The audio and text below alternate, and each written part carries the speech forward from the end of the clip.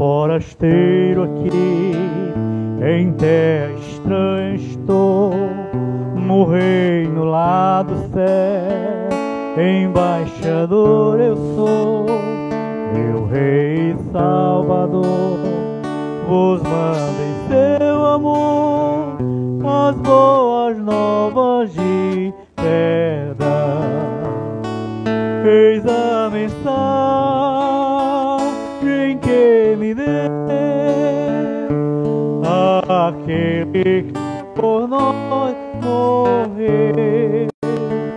Reconciliai-vos já, é ordem que ele dá.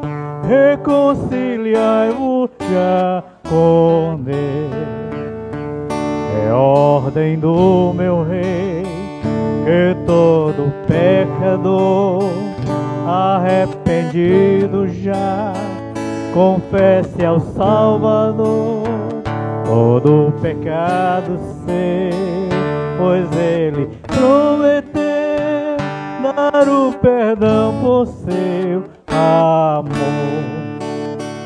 Eis a mensagem que ele deu, aquele que por nós morreu. Reconciliai-vos já, é ordem que ele dá. Reconciliai-vos já com Deus. No meu eterno lar não há perturbação, eterno gozo e paz, os salvos fluirão. E quem obedecer a Cristo vai viver no reino eterno do meu Rei. Eis a mensagem que ele deu, aquele que por nós morreu. Reconciliai-vos já, é ordem que ele dá. Reconciliai-vos já com Deus. Deus e Pai, nessa noite pedimos as bênçãos, tua graça e misericórdia. Obrigado, Senhor, desde já pela tua presença em nosso meio. Obrigado pelo teu Santo Espírito que habita em nós. Obrigado pelo Filho Jesus Cristo que morreu em nosso lugar para nos dar a vida eterna. Obrigado pelo perdão, pela misericórdia, a graça. Agradecidos ao Senhor pelos enfermos, recuperação de alguns. Ó Pai, o caso de Júlio César, muito obrigado, meu Deus, está na igreja louvando o teu nome hoje, bendizendo o teu nome. As lutas passam, as dificuldades, os problemas, e o Senhor continua nas nossas vidas, ó Deus, sempre, todos os dias, como tu prometeste. Obrigado também, meu Deus, pela recuperação de Maíra. Continue derramando a tua graça sobre ela.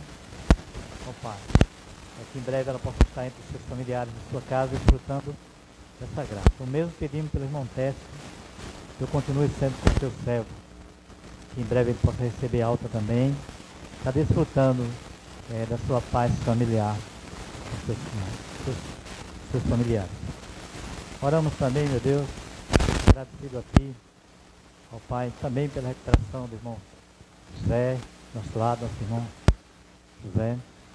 Continue derramando sobre ele Tuas bênçãos maravilosas e possa continuar sendo obediente ao Santo Evangelho, servindo ao Senhor com alegria, junto com a sua esposa. E a irmã Célia lá no alto, a irmã Cristiane, que estão com Covid. Que o Senhor também possa estar dando sossego, paz, descanso a elas, para elas se recuperarem em breve, estarem aqui para contar seus testemunhos. Pessoas nos tudo nessa noite, os cânticos, os louvores, a Tua Santa Palavra, a pregação na mesma. Né? É no nome de Jesus nós oramos e agradecemos. Amém. Vou fazer a leitura no Salmo 34, irmão. Vamos abrir as Bíblias para o Salmos 34.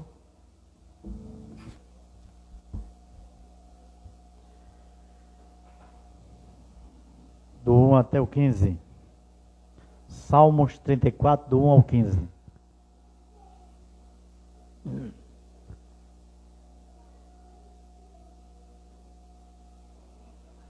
Amém? Salmos 34, de 1 até o 15. Bendirei ao Senhor em todo o tempo, seu louvor estará sempre nos meus lábios. Glorificar o Senhor a minha alma, os humildes ouvirão, se alegrarão.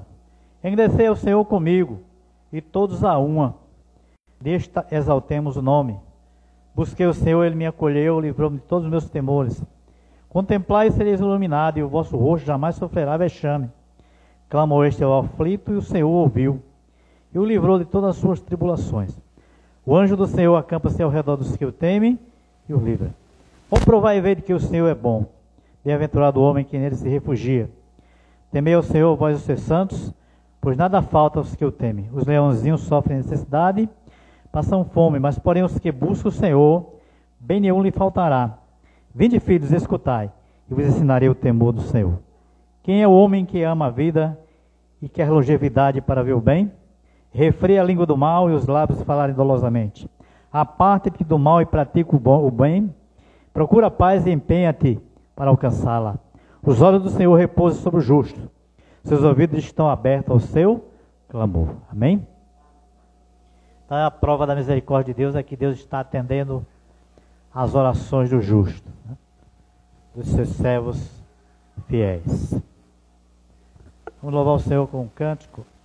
Corinho 27, seja engrandecido.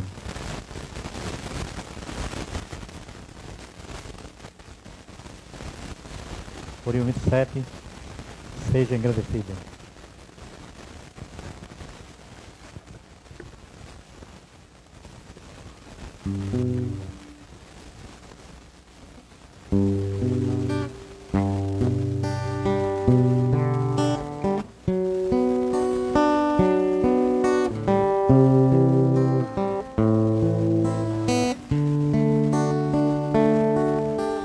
Seja engrandecido, ó Deus da minha vida, Tu és o Deus da minha salvação.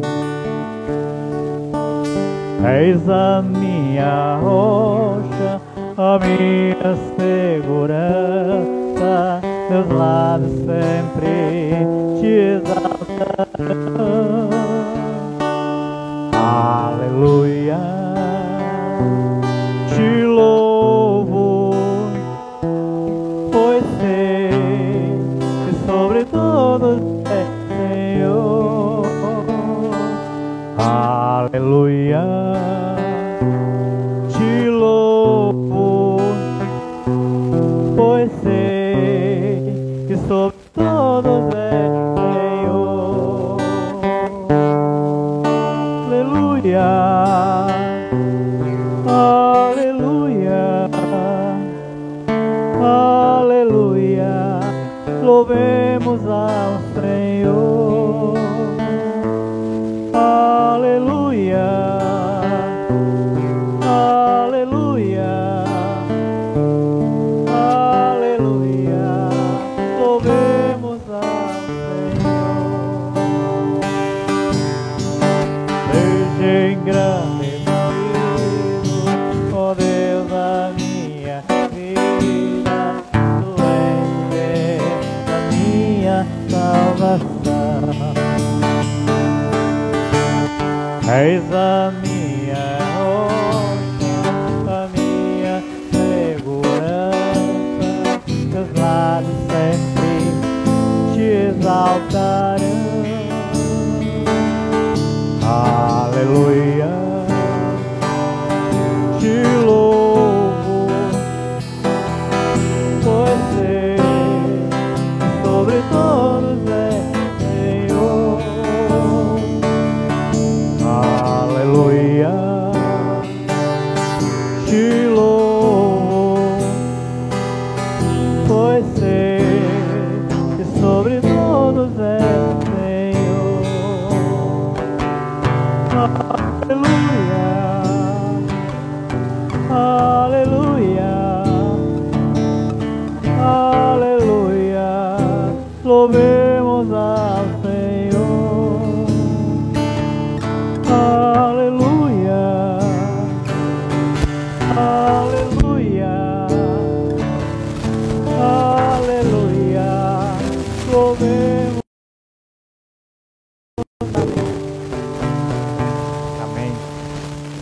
louvar também o corinho 41, oferta de amor. E nesse momento, os irmãos que trouxeram suas ofertas, os dízimos podem depositar no gasofilação. Corinho 41, oferta de amor.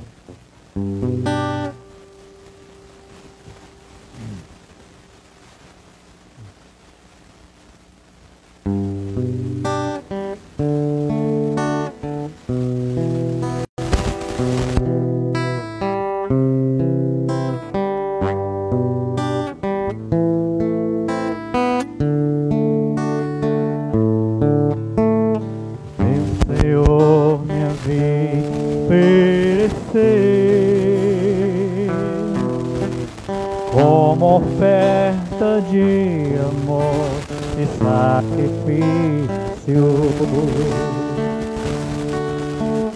quero a minha vida a te entregar, como oferta viva em teu altar. Meu Senhor, me oferecer como oferta de amor e sacrifício. Quero a minha vida a te entregar, como oferta viva em teu altar. Como para te adorar,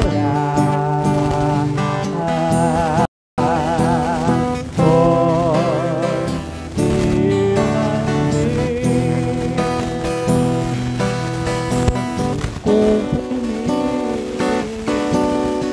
o teu querer, faça o que está em teu coração. Cada dia eu quero mais e mais estar ao teu lado,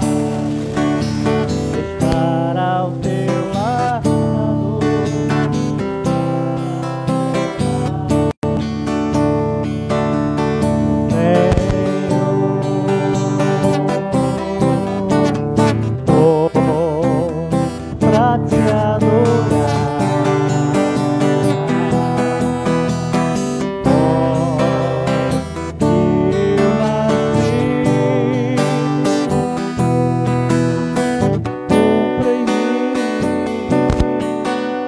O teu querer, faça o que está no teu coração,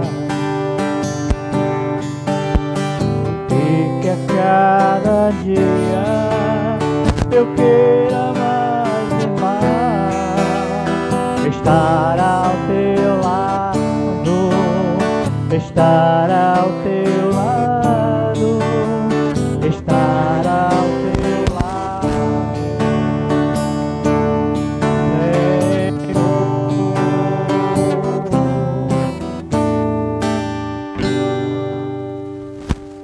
vez da semana, né? Quarta-feira nós teremos culto de oração aqui, continuamos perseverando em oração aqui no templo, né? E convidando os irmãos sempre para vir orar conosco, junto conosco, buscar a face do Senhor, né? E estarmos presentes na igreja para louvarmos a Deus, né? Também à tarde lá na comunidade As Apas, na casa da irmã Maria, sítio, estamos também em oração à tarde, né? Então esses dois cultos têm sido um reforço, apesar da pouca participação. Eu sei que os irmãos oram em casa, mas o templo também é o lugar onde a gente se reúne para orar, para estar presente para orar, né? Eu acho que eu tenho afrontado os irmãos, até convidando os irmãos a vir à igreja para orar, tá? E eu vou parar com isso. Quem quiser vir, que venha. Quem não quiser vir, não venha, né? Eu não vou incomodar com isso, não. Quem quiser vir, venha para o culto, oração, tá? Eu não gosto de afrontar, né? Mas orar é sempre essencial e necessário, né? Estamos aqui para orar. E sábado, vamos ver aí se vai ver dos jovens, né? Nós estamos juntos para o Senhor com os jovens aqui na igreja, né? Cada sábado tem um tema diferente, uma participação, um debate, para nós estarmos atualizados com a realidade, né? Ontem nós falamos sobre suicídio, que é uma coisa bem atual, não é? E estamos aí buscando esses temas para cada vez mais a mente do jovem sendo cada vez mais ela vai de encontro a essa realidade, não só dos jovens, de todas as pessoas, porque esse mal atinge todo tipo de gente, né? Mas em comum os jovens, essa realidade tem sido muito mais frequente, né? Então nós estamos com esses sistemas diferentes, né? Trazendo para a igreja, né? E no domingo à noite estaremos aqui novamente, tá? Vamos ter. Não sei se Cristina estava falando aí sobre readequar aí a sociedade feminina. Aí ela vai reunir, vai saber os irmãos que vai ser no próximo sábado, né? Como é que vai ser. Amém? Agradecer aos visitantes, né? Seu Genivaldo que está conosco, né? Mais alguém visitando hoje conosco? Todos são da casa, né? Agradecer ao Senhor por estarmos aqui para louvar o nome dele. Né? E nesse momento convidei a Silva para participação com os jovens, com as crianças.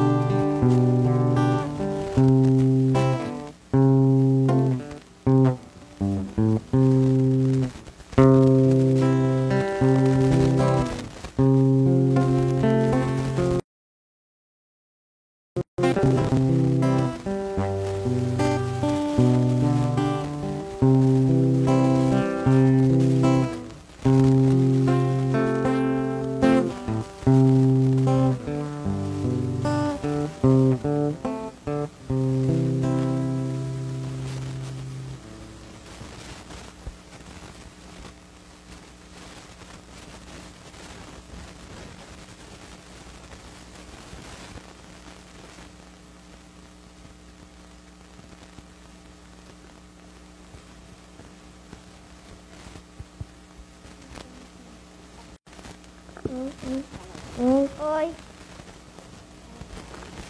Boa noite.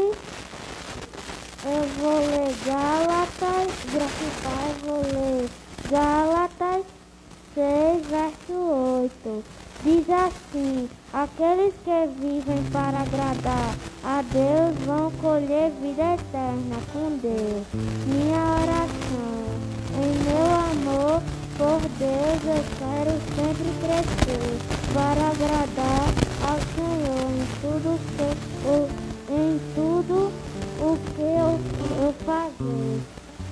chama a irmã Clíncia para cantar aqui.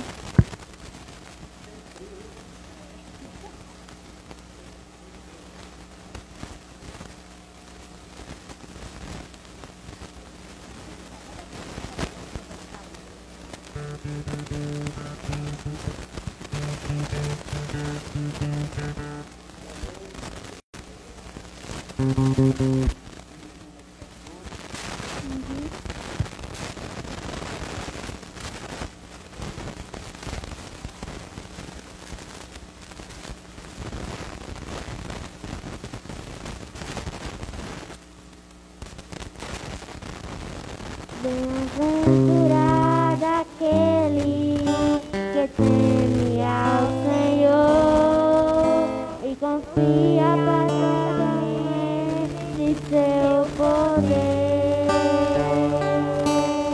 e medita de dia e de noite, noite e dia sem fim. Sua casa edificada sobre a rocha, não se vendaval para destruir, e a família que habita dentro dela, o Senhor espera no Senhor sem desistir, na certeza que Ele não falha. Tudo Ele já preparou. Seu amor nunca mudou. Espera no Senhor sem desistir. Seu amor nunca mudou. Sua casa edificada sobre a rocha, existe vendaval para destruir, e a família que habita dentro dela, o Senhor espera no Senhor sem desistir, na certeza que Ele não falha. Tudo Ele já preparou. Seu amor nunca mudou. Espera no Senhor sem desistir. Seu amor nunca mudou.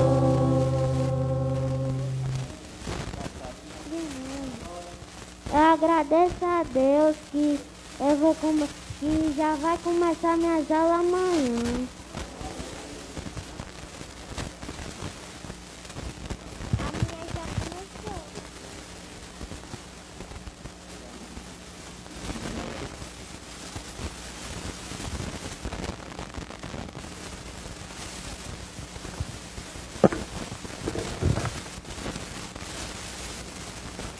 Boa noite, amada igreja, autor de graça e a paz.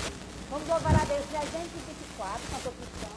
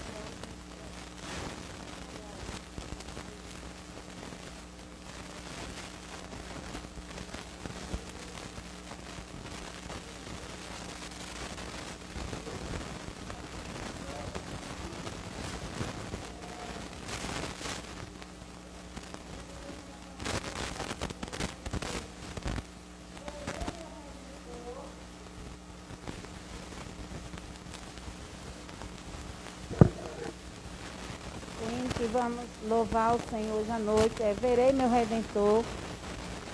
E em dias em que vivemos, esse deve ser o nosso desejo, né? Da vinda do Senhor Jesus e do encontro com Ele. Quem não está preparado ainda, se prepare, porque a coisa é séria, não é brincadeira. Sobe somente aqueles os salvos em Cristo Jesus, e que cada um deseje ver o Redentor na glória eterna, né? Depois aqui, se você acha que nós estamos sofrendo com o coronavírus, né? Hoje, eu estava até conversando com o Júnior, não é só o coronavírus que está matando. O infarto está matando muito, viu? O coração. E outra doença também, eu acabei esquecendo. Mas tem mas tem outro, que tem muita gente falecendo. Então está aparecendo tudo. A gente está pensando só no coronavírus. Mas as outras estão chegando com gosto. Então, vamos nos preparar para encontrar com o nosso Deus. Cada um esteja pronto e preparado, porque o sofrimento depois é maior do que esse que estamos vivendo.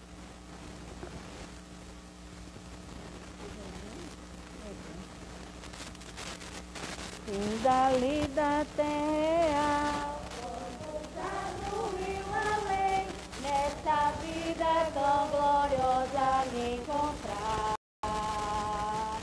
Cheguei lá, meu Redentor, finalmente eu hei de ver, e com hinos de louvor eu exaltar. Hei de ver meu Redentor, redimindo de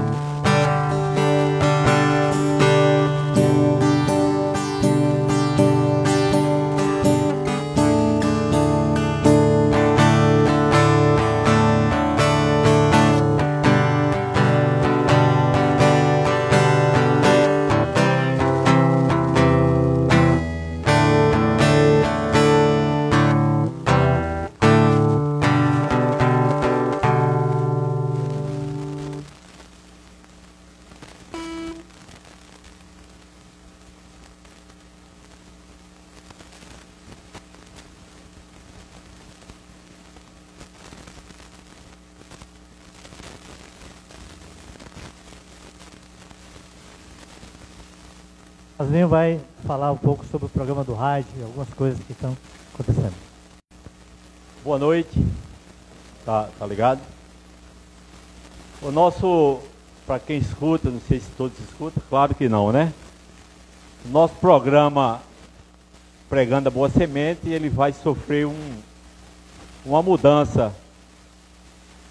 Nós vamos sair da rádio web, Web Bipibu, e vamos para a Olho d'Água FM.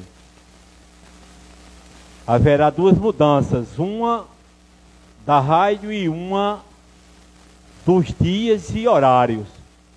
O programa será aos sábados de 6 da manhã às 8. Aos sábados de 6 da manhã às 8. 2 horas. E segunda, quarta e sexta na rádio web vai acabar nesse mês de setembro, ok? Esse era o aviso. E o programa lá na FM Olho d'Água a gente vai tentar fazer diferente. Obrigado. Mas o programa vai continuar, né? Graças a Deus. Importante, né? Nesse momento nós vamos pedir ao pastor Senildo para orar a palavra de Deus que vai ser transmitida pelo pastor Abraão.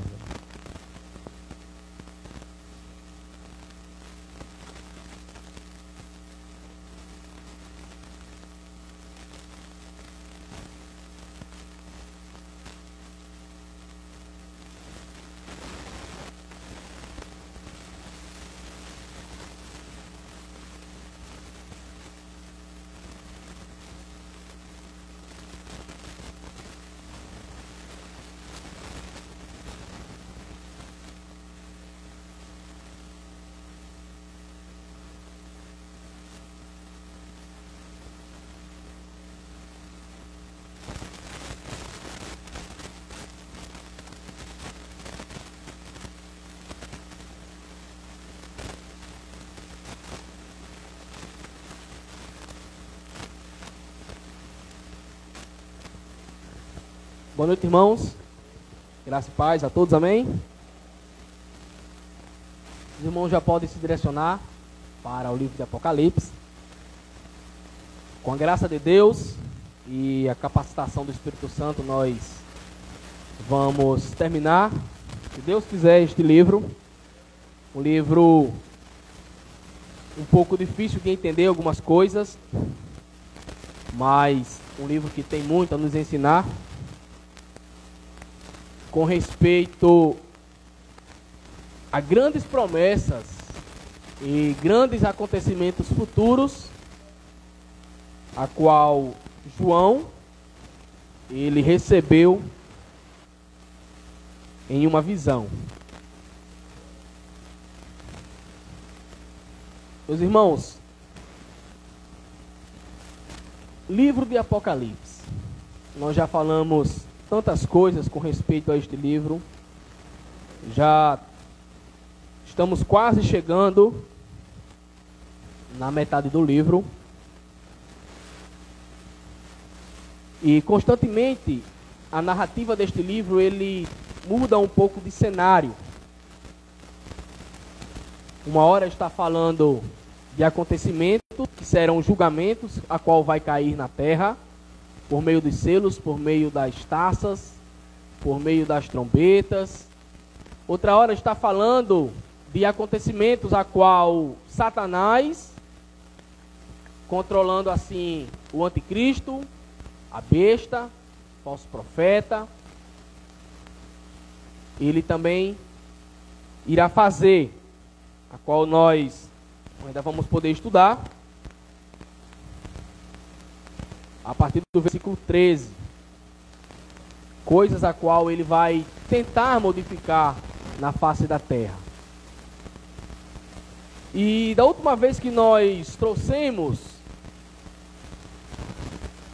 a exposição do livro de Apocalipse, do capítulo 10, nós falamos com respeito a 3 testemunhos muito importantes que o capítulo 10 e o capítulo 11 ele trazia.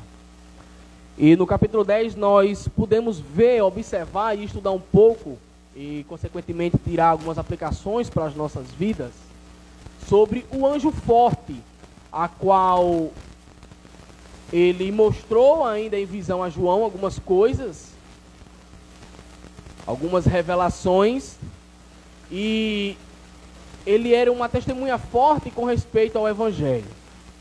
E dentro do que nós vimos, era o próprio Jesus Cristo, a qual pediu também para João ele engolir, ele comer ao pergaminho, que era justamente ali na simbologia, na ilustração, era a própria palavra de Deus, a qual era doce na boca, porém quando chegava no interior ela se tornava amarga, que era justamente isso, o que nós falamos da última vez. Se declarar cristão é prazeroso hoje na atualidade, é bom, socialmente falando, é até mesmo um sinal de status, mas nós colocarmos a palavra de Deus no nosso interior, vivenciarmos a palavra de Deus ao ponto de nós introduzi-la dentro das nossas entranhas, que é dentro do nosso próprio eu, aí sim é um pouco amargo. E é mais ou menos isso que nós trouxemos como aplicação no capítulo 10. No capítulo 11, aqui o capítulo 11 de Apocalipse, os irmãos podem se direcionar para esta porção. Aqui ainda é o interlúdio, ou seja, aquele parêntese, aquela preparação antes do toque da 7ª trombeta. Nós vimos também as 6 trombetas sendo tocadas, e assim a ira de Deus, por intermédio destas trombetas, estavam sendo derramadas sobre a face da terra. E teve aqui esta pausa, esse parêntese na narrativa bíblica, que era o capítulo 10 e agora o capítulo 11. E ainda continua nesse parêntese. Mais na frente vocês vão poder ver um pouco, com respeito a essa imagem, eu vou poder explicar. Mas aqui nós temos ainda esse parêntese, antes do toque da 7ª trombeta. E aqui no capítulo 11 nós também veremos de forma viva a missão de 2 testemunhas do mundo. Vamos ver também a sua proteção, a sua proclamação, a perseguição que envolvia essas testemunhas, o triunfo dessas testemunhas e então o surgimento triunfante e vitorioso do reino de Deus. A proposta, irmãos, para hoje à noite, hoje vai sair um pouco da curva de um sermão. Até compartilhando ontem com o pastor Júnior e o irmão Júlio César, a dificuldade que o texto ele impõe para você conseguir estruturar um sermão expositivo. Porque a estrutura do sermão geralmente tem que ter a proposição, introdução, oração interrogativa, e aí você responder essa oração interrogativa com pontos e subpontos. E dentro de pontos e subpontos, ilustrações, aplicações e com embasamento e até mesmo em outras referências bíblicas para poder você ilustrar dentro da própria palavra de Deus. E a dificuldade é justamente essa, é a gente colocar os pontos dentro desse esqueleto homilético. E a proposta para hoje à noite é nós entendermos um pouco sobre essas 2 testemunhas, o que elas vão fazer, para quem elas vão ministrar, por que elas vão ministrar. Em específico, dos versículos 3 até o 14, e dentro do que será apresentado no texto bíblico, com respeito a essas 2 testemunhas, nós poderemos observar bem a providência de Deus na vida delas e também o evangelho do nosso Senhor Deus, a qual elas estavam se direcionando para uma nação, estavam justamente testemunhando deste evangelho tão belo que é o cristianismo. E nós, hoje à noite, pode passar,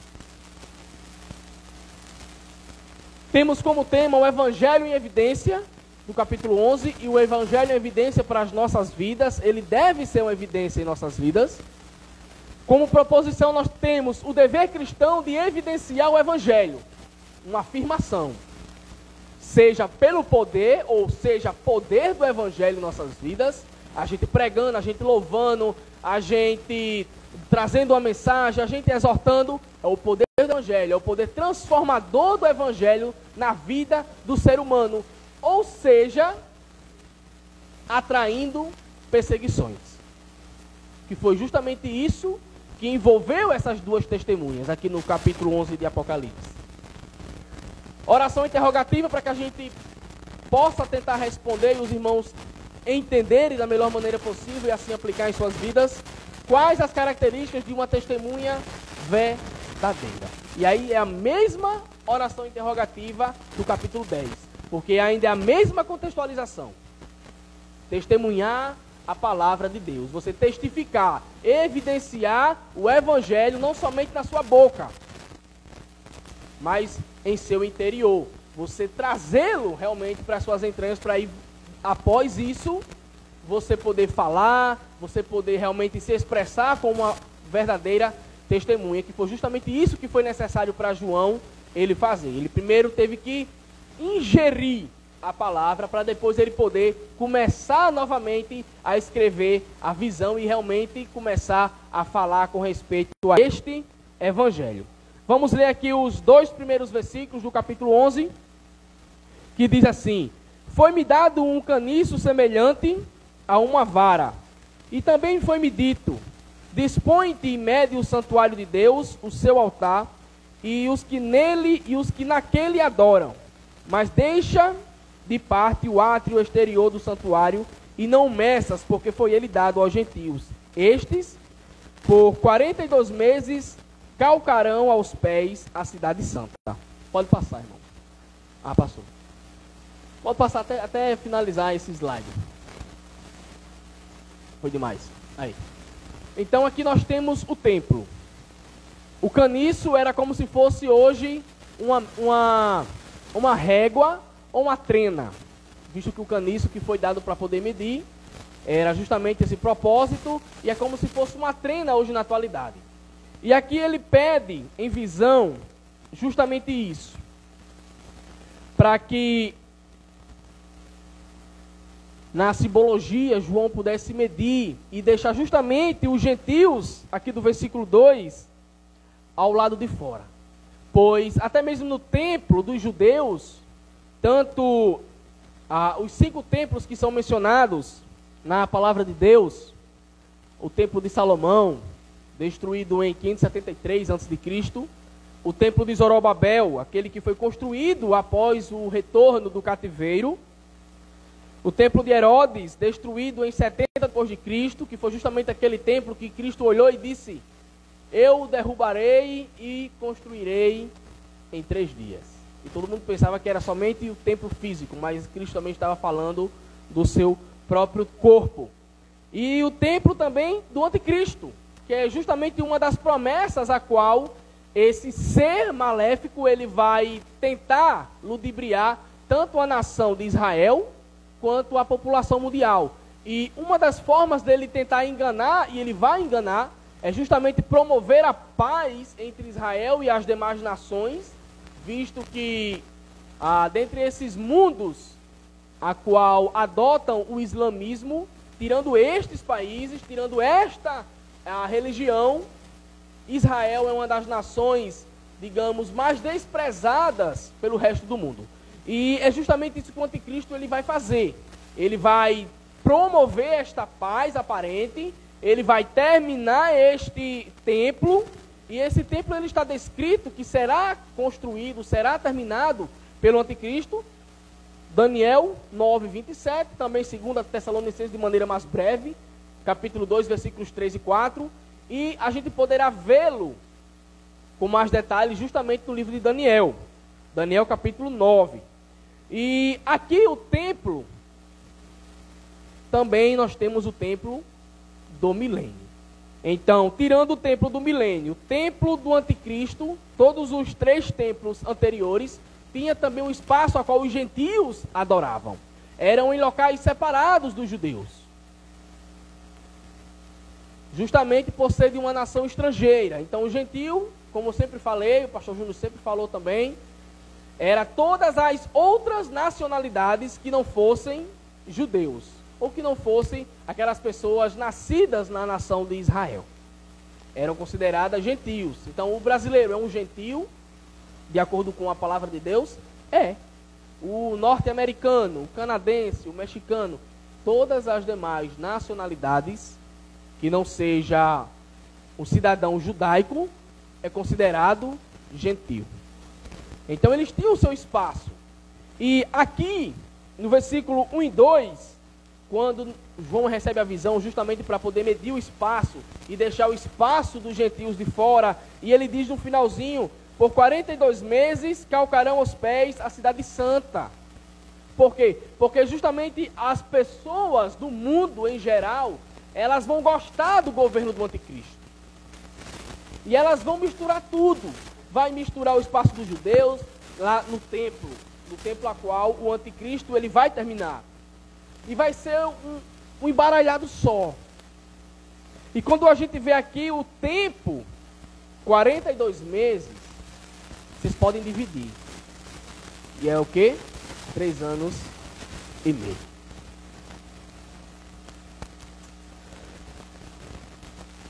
Justamente os 3 anos e meio inicial do período de tribulação, que vai ser uma aparente paz, a qual o anticristo ele vai tentar desmentir tudo que a Bíblia tem falado pela boca dos pregadores até os dias atuais, a qual esse ser maléfico vai tentar explicar o desaparecimento de milhares de pessoas, de alguma maneira.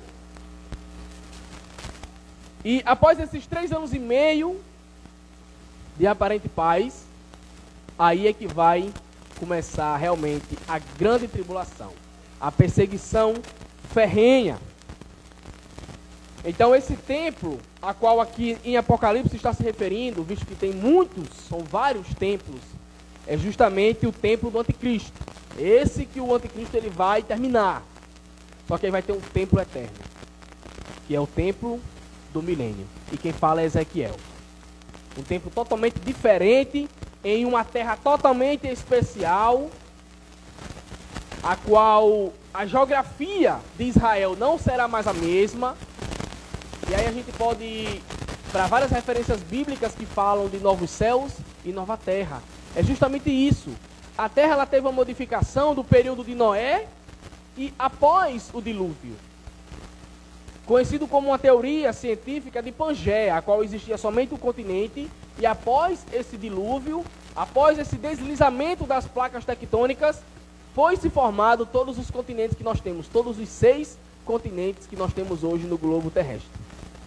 E após essa nova modificação, descrito no livro de Ezequiel, vocês podem conferir, do capítulo 40 até o 44, vai dizer com detalhes.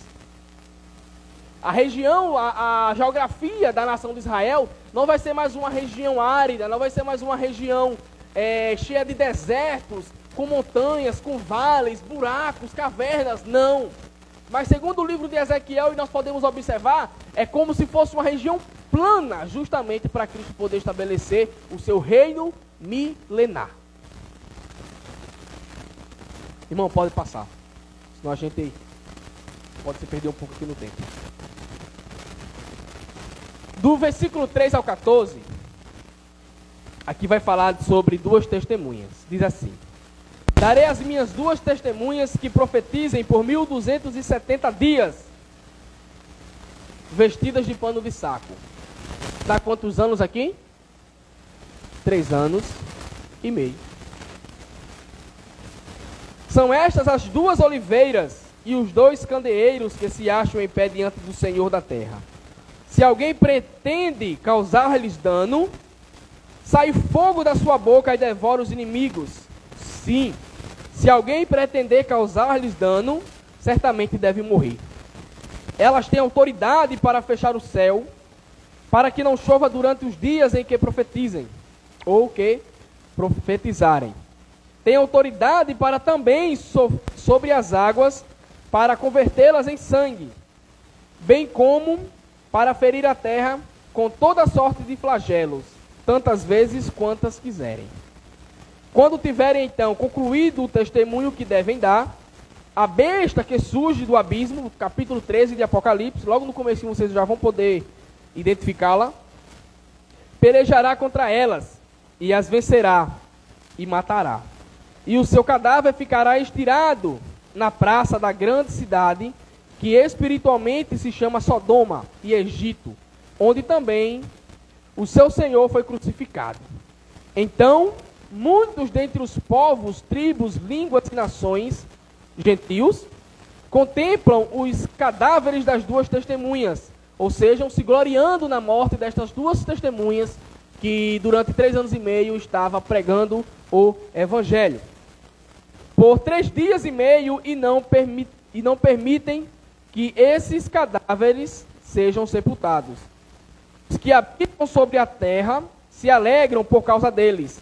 Realizarão festas e enviarão presentes uns aos outros, porquanto esses 2 profetas atormentaram os que moram sobre a terra. Irmãos, aqui a imundícia vai ser tão grande, ao ponto de quando o Evangelho realmente sumir, claro que de maneira não demorada, mas por um momento, as testemunhas que têm essa responsabilidade de pregar o Evangelho, elas forem mortas pela besta, que vai surgir no capítulo 13 de Apocalipse, a população em geral, elas vão se alegrar. Então realmente era algo que incomoda as pessoas. E hoje nós podemos ver que o Evangelho limpo, o Evangelho puro, o Evangelho genuíno, ele não enche o ego de ninguém. Ele não enche o meu, ele não enche o seu, mas ele bate, ele catuca, ele fere a nossa ferida. Ele realmente tenta nos moldar aos moldes de Jesus Cristo. E é justamente isso, só que de maneira mais severa, que o Evangelho vai fazer no período do milênio, do período da tribulação, com essas duas testemunhas. As duas testemunhas, juntamente com os 144 mil judeus, estarão pregando o Evangelho, e isso vai incomodar a nação. Não somente a nação judaica, mas também todas as nações, línguas e povos e tribos, como a palavra de Deus diz. Vai incomodar igualmente a hoje. Ao ponto de quando essas duas testemunhas chegarem a serem mortas, serão feitas festas, serão feitas troca de presentes, eles vão se alegrar, ao ponto de não deixar que enterrem essas duas testemunhas, estes 2 seres. E eles vão se gloriar ao ver o corpo dessas 2 pessoas. Versículo 11. Mas depois dos 3 dias e meio, um espírito de vida vindo da parte de Deus, neles penetrou e eles se ergueram sobre os pés. E aqueles que o viram sobreveio grande medo. Ou seja, ressuscitação mais uma vez. E as 2 testemunhas ouviram grande voz ainda do céu, dizendo-lhes: Sube para aqui. E subiram ao céu numa nuvem, e os seus inimigos as contemplaram. Naquela hora, houve grande terremoto, e ruiu a 10ª parte da cidade, e morreram, nesse terremoto, 7.000 pessoas, ao passo que as outras ficaram sobremodo aterrorizadas, e deram glória ao Deus do céu. Passou o 2º ai, eis que sem demora vem o 3º ai. E aqui nós já falamos, claro que talvez os irmãos não lembrem, mas toda vida que temos essa palavra ai, é realmente uma grande catástrofe que iria cair sobre a face da terra. Aqui era o 2º, essas 7.000 mortes. Teve o primeiro, no início do livro de Apocalipse, e o 3º seria a trombeta, o capítulo 15 até o finalzinho. Claro que um pouco antes termina aí o 3º ai. É a trombeta, que ela é, digamos, uma preparação para o Filho de Deus. Claro que nos acontecimentos, o acontecimento histórico do livro de Apocalipse, aqui seria um dos últimos acontecimentos. Como eu estou falando, o livro de Apocalipse ele não vai uma história em sequência. Ele não tem um relato em sequência. Ora ele fala do final, ora ele vai falar do meio, depois ele volta para o início, depois ele vai contar os acontecimentos, talvez, do final novamente, como nós já temos visto. É por isso que é tão difícil de entender se você for ler de maneira corrida. Tem que entender a ordem dos acontecimentos, como eu sempre tenho tentado trazer para os irmãos, o que vai acontecer após cada acontecimento, para que os irmãos, posteriormente, quando forem ler o livro de Apocalipse, possam se situar na história, na narrativa, nessa profecia.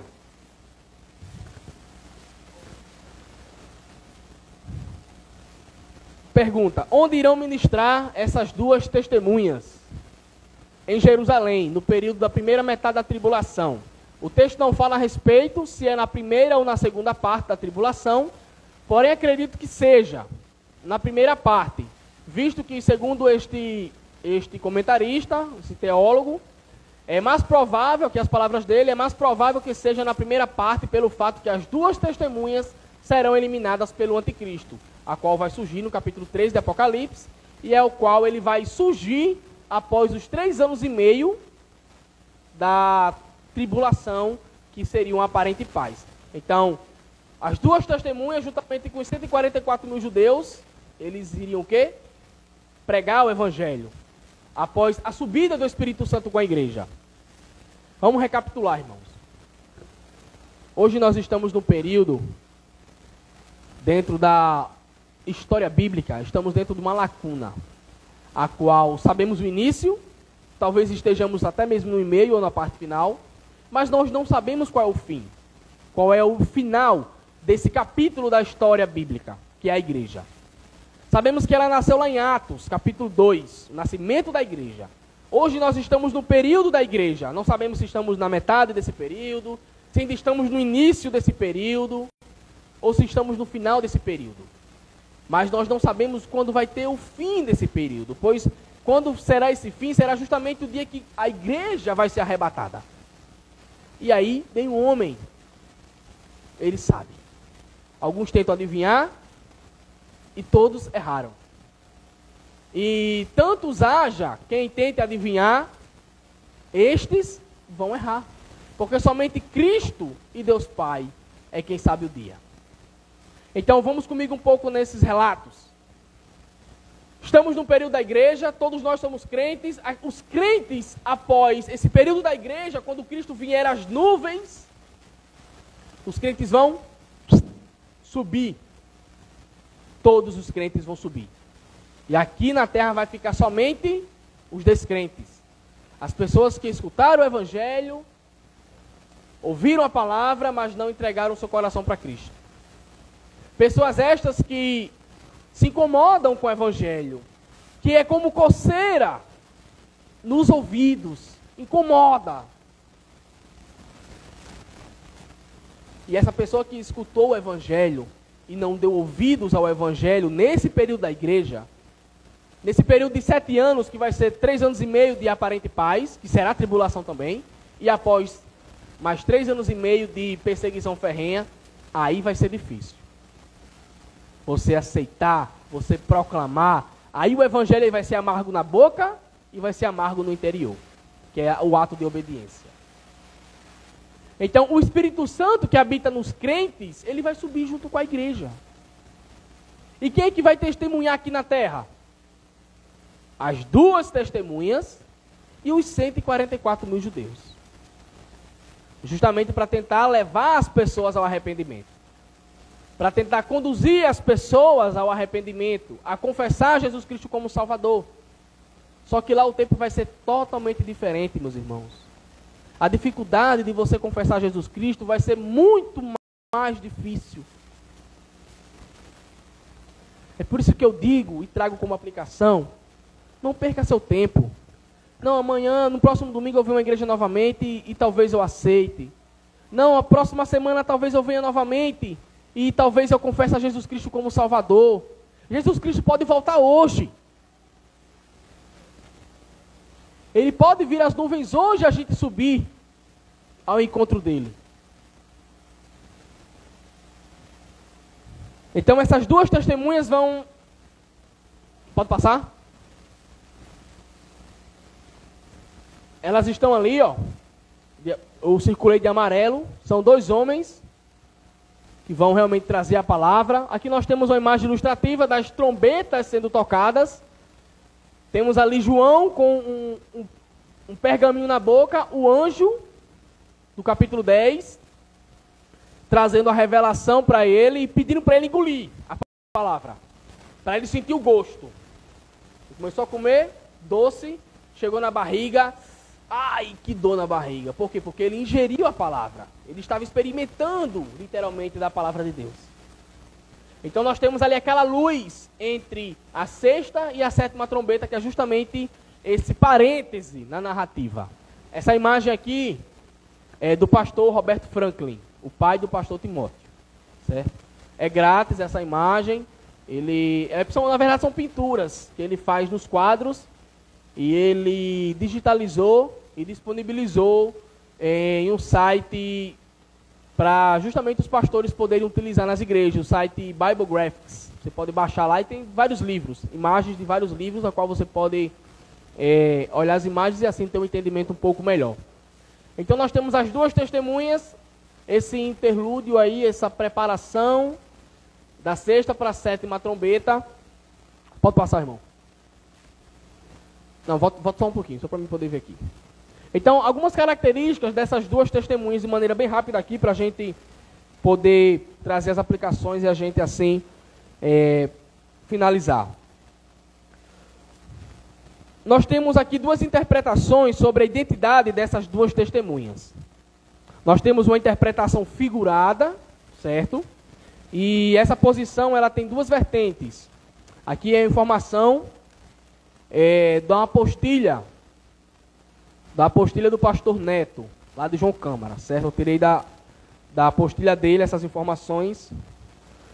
E diz assim: as 2 testemunhas simbolizam a igreja, que será arrebatada no meio da tribulação. Lembrem, aqui uma interpretação figurada. Eu estou dando aqui os pontos de vistas e as interpretações que os teólogos eles veem com respeito a essas 2 testemunhas.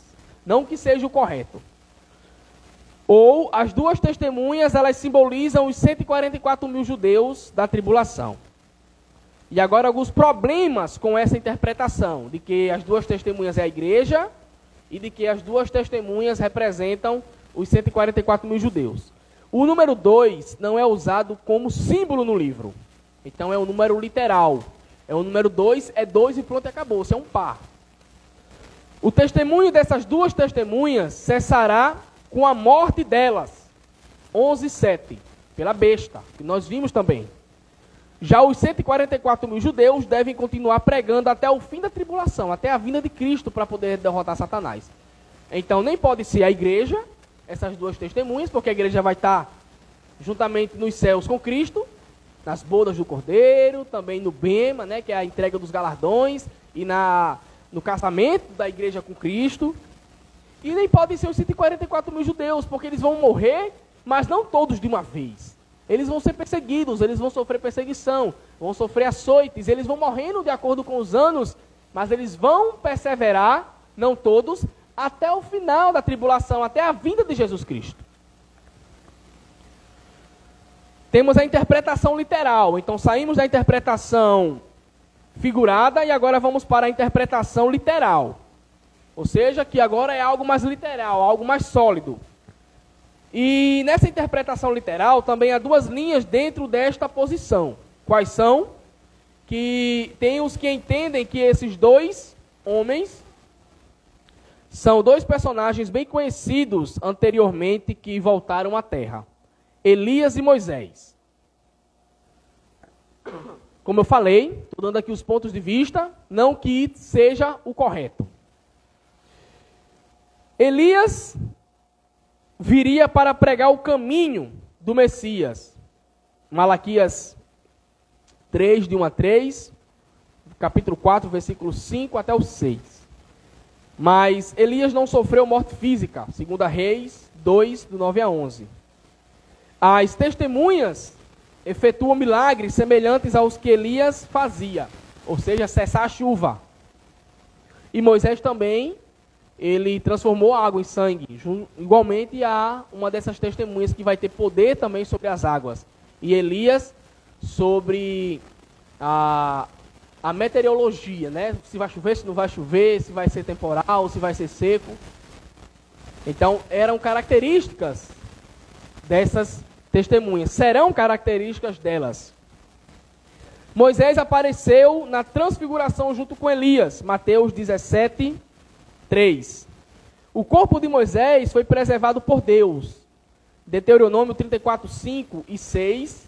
E Judas 9, versículo 9. Moisés indicou que um profeta semelhante a ele apareceria. Deuteronômio 18, do 15 ao 19. Os sinais realizados pelas testemunhas assemelham-se aos de Moisés. Transformar água em sangue. Êxodo 7, 19 ao 20. Dentre outras características, tem outra linha também de pensamento que diz que é Elias e Enoque, que foram os dois homens juntamente que não morreram, não foram, digamos assim, tragados pela morte. Elias foi arrebatado e Enoque Deus tomou para si.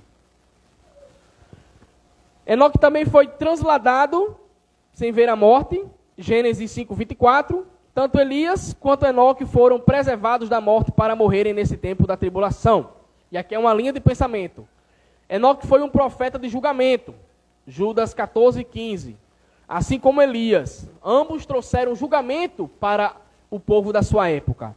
As duas testemunhas também serão profetas de julgamento. Qual o julgamento? De dizer que a nação, de que os povos, línguas e todas as tribos que vão habitar na terra, que hoje nós conhecemos por países, né? Brasil, China, enfim, os países que nós temos aí no globo. Dizer que esse povo está errado em sua crença, de depositar a sua confiança no anticristo, de depositar a sua confiança no falso profeta. E mostrar que eles estão realmente equivocados com respeito à sua fé. Só que nós temos um problema com isso, com essas duas testemunhas. Tanto Elias e Moisés, como Enoque e Elias. Temos aqui também um problema teológico. A expressão semelhante a mim, dito por Moisés, Deuteronômio 18, 15, exclui Moisés de ser aquele que ele predisse que vinha. Então ele disse semelhante a mim, não que seria ele. E aí já é um problema. A semelhança dos sinais não significa identificação, até mesmo porque a palavra de Deus não dá o nome das duas testemunhas. Os sinais foram feitos por Deus diante de Israel. Ele pode mostrar os mesmos sinais como forma de apresentar o novo êxodo ao povo de Israel. A nova retirada de uma vida, digamos, de perseguição para uma vida agora em proteção divina, que foi o que aconteceu com os judeus. Eram pessoas que sofriam, pessoas que estavam... Vocês conhecem a história do êxodo. Então eram pessoas que estavam realmente sofrendo na mão dos egípcios. E teve o êxodo, justamente é isso, é a retirada para a proteção divina. E aqui, nessa revelação, pode ter sido utilizados os mesmos sinais justamente para poder mostrar um novo êxodo. O êxodo do Antigo Testamento e agora o êxodo anterior à vinda de Jesus Cristo. Visto que aqui é uma preparação para o anúncio do reino dos céus. O corpo de Moisés, na transfiguração a qual ele apareceu, não era o corpo ressurreto. A ressurreição só ocorrerá depois. Enoque foi transladado para não ver a morte. Hebreus 11, 5. Logo seria difícil argumentar que ele voltaria para morrer depois. Elias e Moisés não possuíam corpos mortais na transfiguração. Ou seja, eles não tinham na transfiguração a qual eles se apresentaram a Jesus Cristo, eles não tinham corpo físico, só espírito. Logo, o texto também diz que eles aparecem em glória, já ressurretos. Pessoas glorificadas, pessoas já preparadas para toda uma eternidade. a qual nós também passaremos por essa preparação. Lembremos que todos nós, crentes e descrentes, teremos corpos totalmente transformados. Os crentes, um corpo transformado para toda uma eternidade. É muito tempo, viu? Eternidade. E os descrentes vai ter o corpo transformado para toda uma eternidade. Só que qual é a diferença? É que o corpo do descrente, que morrer sem Cristo, vai ter um corpo preparado para uma eternidade de sofrimento, a qual esse corpo não vai se consumir. O fogo não vai consumir, o bicho também não vai conseguir destruir esse corpo, porque ele vai estar totalmente preparado, ele vai estar modificado, ele vai sofrer mutação, podendo assim dizer com a palavra atual, para poder sofrer eternamente. Já o crente não, vai ter o corpo glorificado, um corpo ressurreto, vai estar em santificação plena, justamente para poder ter toda a sua eternidade glorificando, louvando e vivendo em abundância e regozijando-se juntamente com Deus Pai, Deus Filho e Deus Espírito Santo. Os que entendem que esses dois não podem ser identificados, parece mais sensato afirmar que a identidade desses dois homens, as duas testemunhas, é uma identidade que nós podemos afirmar, e aí sim com certeza nós podemos bater o pé e dizer que é uma identidade incerta. Até mesmo porque a palavra de Deus não nos diz. E se eu tentar colocar aqui algo que a palavra de Deus não diz, eu vou estar teorizando. E a gente já falou várias vezes o que é uma teoria. É uma ideia que a gente bota, talvez em papel, computador, em pratos limpos, mas a gente não tem como provar. Então, no lugar da gente teorizar, a gente prefere dizer que é uma identidade incerta desses dois homens. São duas testemunhas porque era a quantidade mínima para se comprovar a culpa de alguém. E aqui é uma lei da lei antiga, Deuteronômio 17:6, Deuteronômio 19:15. Então, se eu visse alguma pessoa em pecado, se eu visse alguma pessoa errada, e eu chegasse até o sacerdote sozinho e dissesse que aquela pessoa estava errada, estava em pecado, isso no período do Velho Testamento, o sacerdote ele precisaria de mais uma pessoa para comprovar aquilo que eu estava falando. Era o número mínimo necessário para poder comprovar o erro de alguém. Porque senão ficava só, como se fosse Robson, então ficaria só minha palavra contra a de Robson. Empataria. Era a palavra dele contra a minha. Mas se presenciasse, ouvisse, eu e Júlio César, o erro de Robson, e a gente chegasse até o sacerdote, o pastor Júnior, e dissesse, ó pastor, está acontecendo isso, então já teria 2 contra 1. Aí o sacerdote chegava e iria realmente corrigir o problema de Robson. Isso, claro, que era no período antigo. E aqui se aplica também para as duas testemunhas. Justamente porque as duas testemunhas, elas vão ver o problema da humanidade. Vão ver os erros da humanidade. E elas vão justamente trazer essa orientação. Vão trazer esse juízo para eles. O juízo de quê? De castigar? Não. Mas de advertir. Olha, vocês estão errados. Vocês estão cometendo estas coisas que não agrada a Deus Pai nem a Deus Filho. E vocês tomem cuidado, vocês se arrependam, porque Jesus Cristo está para vir trazendo assim o reino dos céus. E aí a gente vai poder ver capítulo 11, versículo 15 até o 19, o anúncio da vinda do reino dos céus. Meus irmãos, pode passar, Rosa. Não é diferente dos dias de hoje. O que diferencia é a intensidade. Talvez hoje não tenha pastores correndo como loucos no meio das ruas. Talvez hoje nós não temos irmãos, crentes, colegas, pessoas evangélicas, pessoas cristãs, anunciando a Jesus Cristo com a intensidade a qual talvez essas duas testemunhas e os 144 mil judeus eles vão anunciar de maneira exorbitante. Mas a mesma palavra que eles vão trazer é a mesma palavra que nós sempre estamos trazendo. Arrependei-vos já porque já é vinda o reino dos céus. Versículo 15: o sétimo anjo tocou a trombeta e houve no céu grandes vozes dizendo: o reino do mundo se tornou de nosso Senhor e do seu Cristo, e ele reinará pelos séculos dos séculos. E os 24 anciãos que se encontram sentados no trono, diante de Deus, prostraram-se sobre o seu rosto e adoraram a Deus, dizendo: graças te damos, Senhor Todo-Poderoso, que és e que eras, porque assumiste o teu grande poder e passaste a reinar. Na verdade, as nações se enfureceram. Chegou, porém, a tua ira e o tempo determinado para serem julgados os mortos, para se dar o galardão aos teus servos, os profetas, aos santos e aos que temem o teu nome, tanto aos pequenos como os grandes, e para destruíres os que destroem a terra. Abriu-se então o santuário de Deus, que se acha no céu, e foi vista a arca da aliança no seu santuário.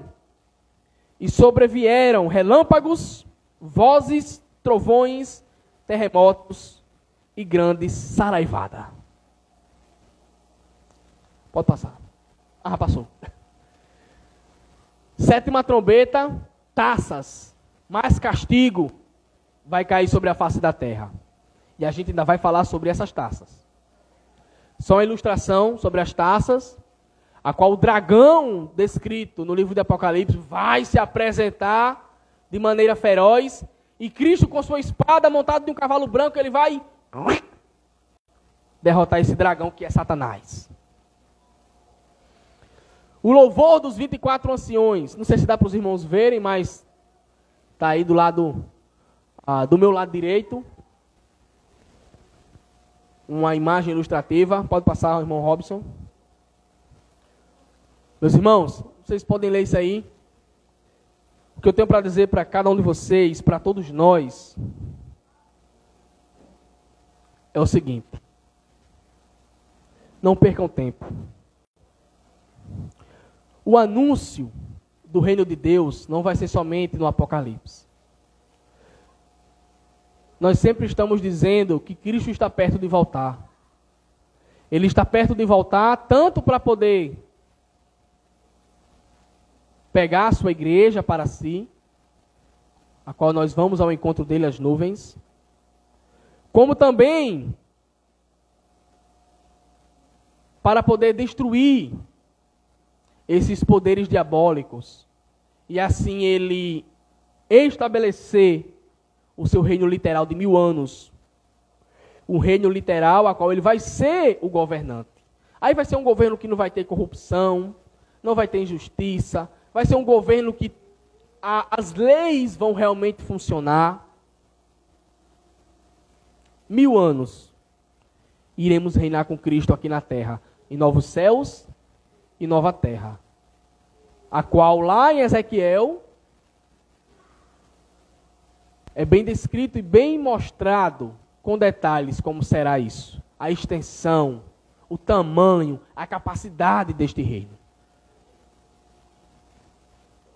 Volta aí, Robson, por favor. Volte. Quem não gostaria de morar? Claro que aqui é muito simples para a realidade. Essa imagem ilustrativa aqui está dizendo, é uma ilustração do reino qual nós, os cristãos, estamos aguardando. Você pode estar se perguntando, você que não é crente, e até passando na sua cabeça, isso é conversa mole. E eu digo para você, se você crê dessa maneira que é conversa mole, então após você morrer fisicamente, a sua vida acabou. Qual é a sua esperança? O que é que você tem de esperança após você morrer? Me responda isso. Mas se você crê que existe algo, um ser, um poder, uma divindade bem superior a todos nós, que domina todas estas coisas, que nos criou, que nos sustenta, que provê todas as nossas necessidades, você tem que crer nisso aqui. Não é crer a metade. É realmente você crer e entregar sua vida a Jesus Cristo, porque é Ele o caminho, Ele é a porta para esta salvação.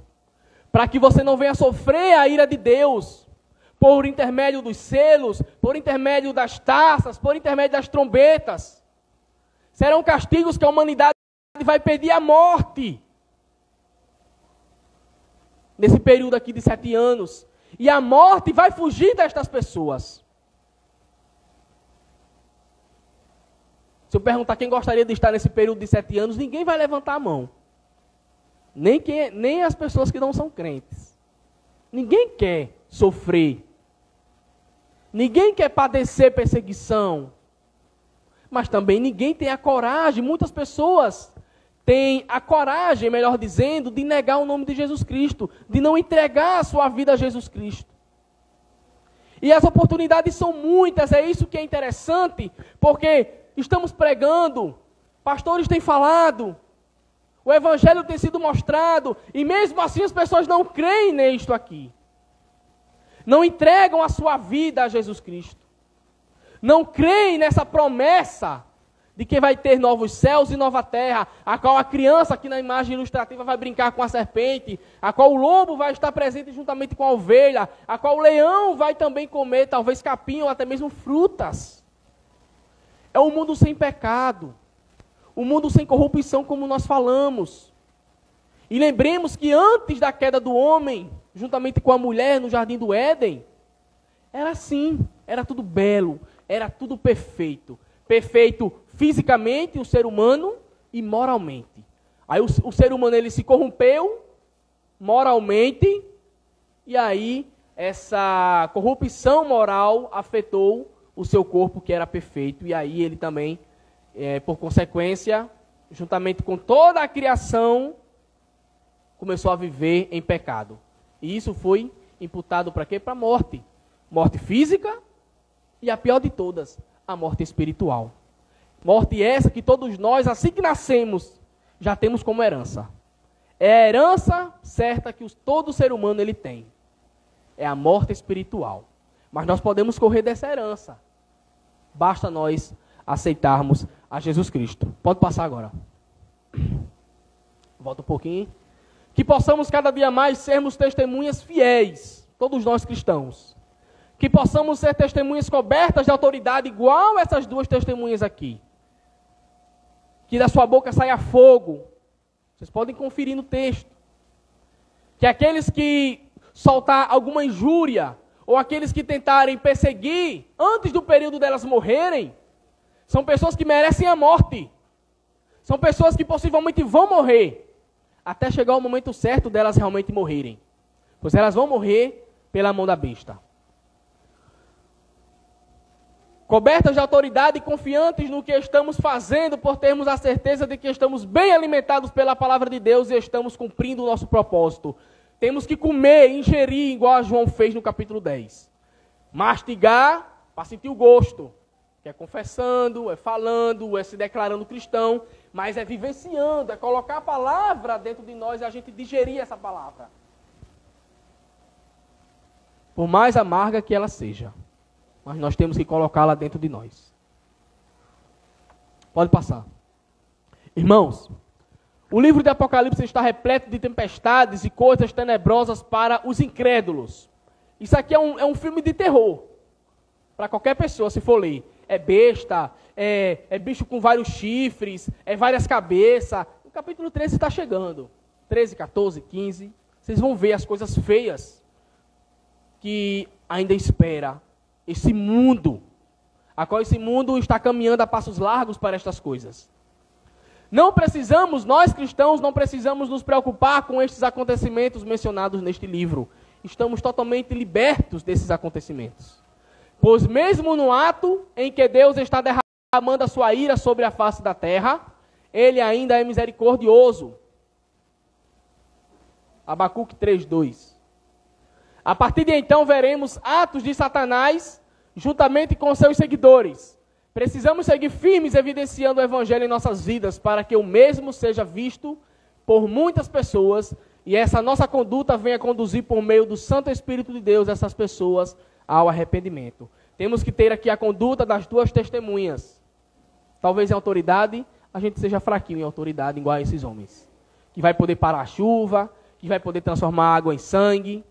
Mas nós temos que ser perseverantes e fiéis. E que se tem alguém aqui em nosso meio que não é crente, não perca tempo não. Cada dia mais que passa, é um dia menos de espera para os cristãos para a vinda de Jesus Cristo. E cada dia que passa, para você que não é crente, é um dia perdido em sua vida, longe de Jesus Cristo. Que cada um de nós possamos entender, possamos comer a palavra, possamos digerir a palavra.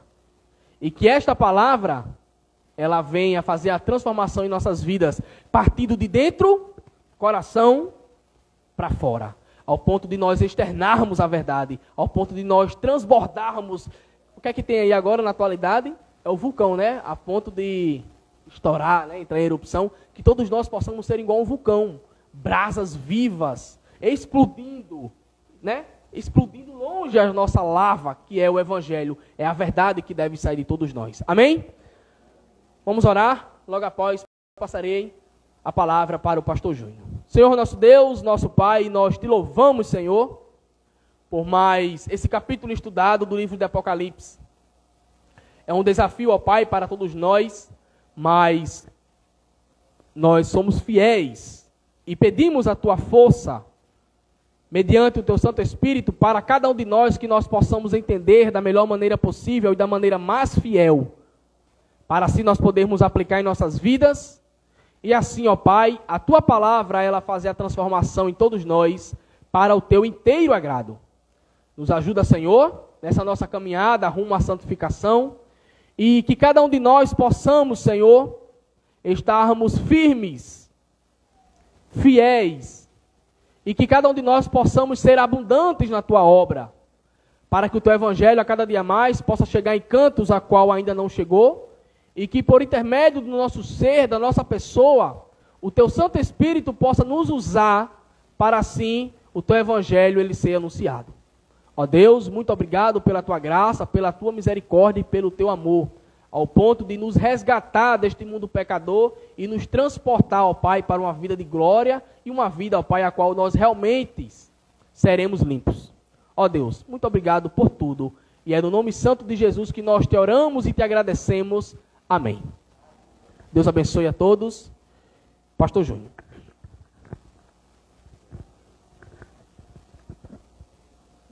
Bem, irmãos, é necessário ouvir essas palavras, a palavra de Deus, estudo. Apocalipse realmente é muito difícil, compreensão, mas que foi falado do Evangelho, a gente possa absorver para a nossa edificação espiritual. Vamos cantar um corinho para nós encerrarmos.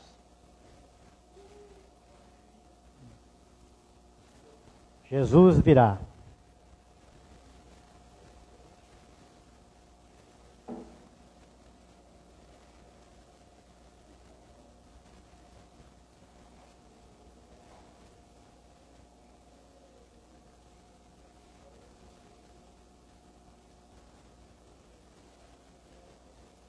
Bem, irmãos?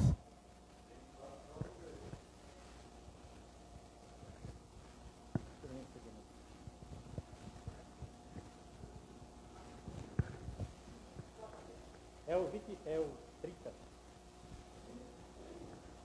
É o 30. 30.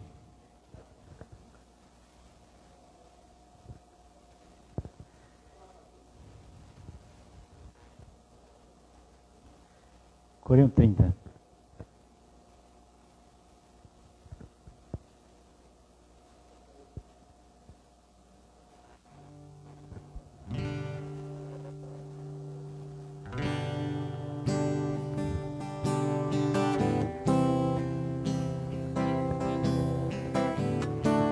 Bem, irmão, vamos louvar?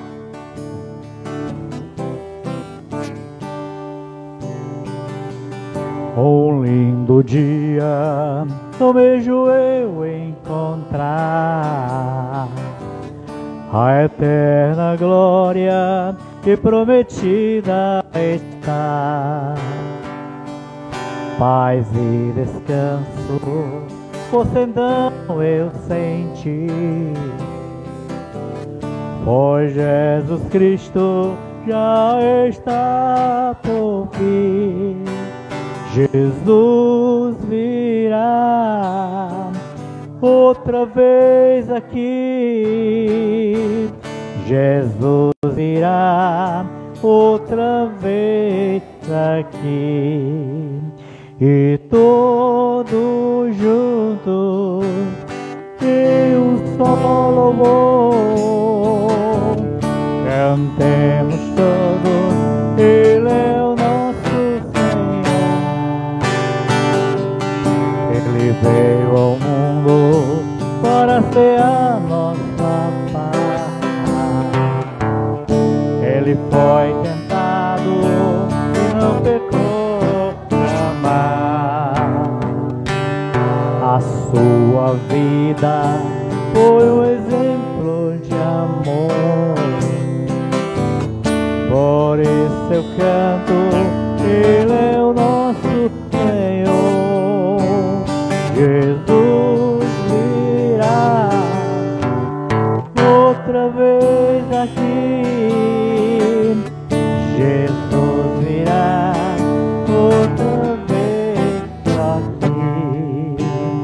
E todos juntos em um só louvor cantemos todos, Ele é o nosso Senhor.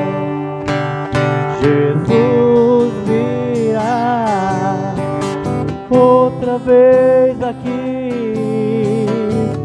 Jesus virá outra vez aqui. E todos juntos em um só louvor cantemos todos, Ele é o nosso. Amém? Só um alerta: para o céu não tem carona. Só isso, né? Sou filho de crente, minha mulher é crente, eu não sou. Né? Sou parente de crente, né? Não tem carona para o céu. Só vai remido e lavado pelo sangue de Jesus. Arrependido, confessando seus pecados, reconhecendo a sua vida. Tá? Sem Deus, sem salvação, sem vida eterna neste mundo. Então que Deus abençoe a todos nessa noite. Vamos orar. E que alerte, desperte as pessoas a entender que tudo aqui é passageiro, vai passar rápido demais e o Senhor virá em glória e poder e levará o seu povo para a glória eterna. Deus e Pai Santo, mais uma vez, rendemos de graça por esse momento. Tua santa palavra que foi exposta e pregada é a verdade desde o princípio. Ela não muda, ela é a mesma. Ontem, hoje e sempre, assim como é o seu autor. O Senhor Jesus Cristo, que falou essas santas palavras através da boca de João. E assim, ó Deus, está mais do que provado na palavra do Senhor, que passa o céu e a terra, porém as minhas palavras não passarão. Agora abençoa cada um, vai colocando no coração, ó Deus, de viver uma vida santa, consagrada ao Senhor, uma vida que, ó Deus, seja para louvor e glória do Teu nome, e não apenas uma vida de mero sentimento, de prazer momentâneo, mas uma vida de gozo eterno. Ó Deus, para encontrar com o Senhor naquele dia que está preparado. No nome de Jesus, abençoa também durante essa semana, dá compromisso do Teu povo, a responsabilidade de viver testemunhando, como foi bem pregado hoje à noite, como uma fiel testemunha do Senhor. Este mundo imoral, perverso, esse mundo caído, aonde o Senhor inseriu a Tua igreja, o Teu povo, e não quer que tire agora, mas que preserve, para verdadeiramente ser escolhido o Seu povo, para a honra e glória do Teu nome. Leve em paz para um para os seus lares, acampa o Teu anjo ao redor de cada lar, cada vida, cada casa, e guarda do mal, dando uma boa semana, em nome de Jesus, amém.